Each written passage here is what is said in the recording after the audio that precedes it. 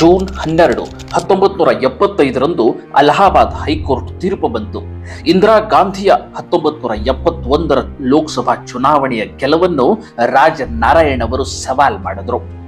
June 24, 1975ರಂದು supreme court ತೀರ್ಪು ಬಂತು. Supreme court ನ್ಯಾಯಾಧೀಶ್ VR ಕೃಷ್ಣನಯ್ಯರ್ Indira ಗಾಂಧಿಗೆ ಆಂಶಿಕ ಸ್ಥಗಿತಾಜ್ಞೆ ನೀಡಿದರು. ಜೂನ್ 25, 1975ರಂದು ರಾಮ್ಲೀಲಾ ಮೈದಾನದಲ್ಲಿ JP ನಾರಾಯಣ್ ಮತ್ತು ಇತರರ ಸಭೆ ನಡೆಯಿತು.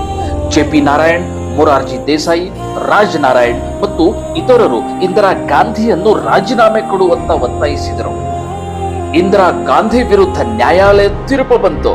ಅವರ ಅಧಿಕಾರ ಕುಸಿತದ ಭೀತಿಯೂ ಕಾರಣಗಳಿಂದ ಜೂನ್ 25, 1975ರ ರಾತ್ರಿ ಸುಮಾರು 12 ಗಂಟೆಗೆ ಇಂದಿರಾ ಗಾಂಧಿ ತುರ್ತು ಪರಿಸ್ಥಿತಿ ಘೋಷಿಸಿದರು. ಈ ಘೋಷಣೆಯಿಂದ ಭಾರತದ ಪ್ರಜಾಪ್ರಭುತ್ವಕ್ಕೆ ಭಾರಿ ಅಪಾಯ ಉಂಟಾಯಿತು.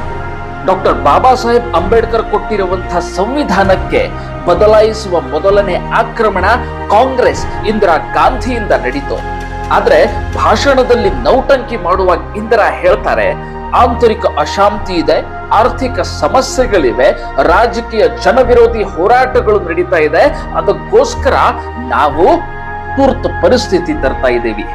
ಅಂದಿನ ರಾಷ್ಟ್ರಪತಿ ಫಕ್ರುದ್ದೀನ್ ಅಲಿ ಅಹಮದ್ ಅವರು ಇಂದಿರಾ ಗಾಂಧಿಯವರ ಸಲಹೆ ಏನು ಬ್ರಾಕೆಟ್ದಲ್ಲಿ ಆದೇಶದ ಮೇರೆಗೆ ತುರ್ತು ಪರಿಸ್ಥಿತಿಯನ್ನು ಘೋಷಿಸಿದರು.